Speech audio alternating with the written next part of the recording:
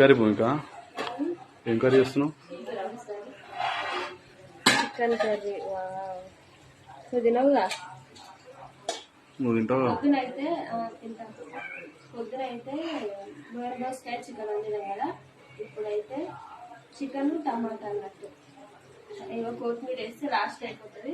మరి మీరేం కర్రీ చేస్తారు సాయంత్రం? పొద్దుగాల చికెన్, రాత్రి చికెన్. ఈరోజు కోడి కట్ చేసినాం.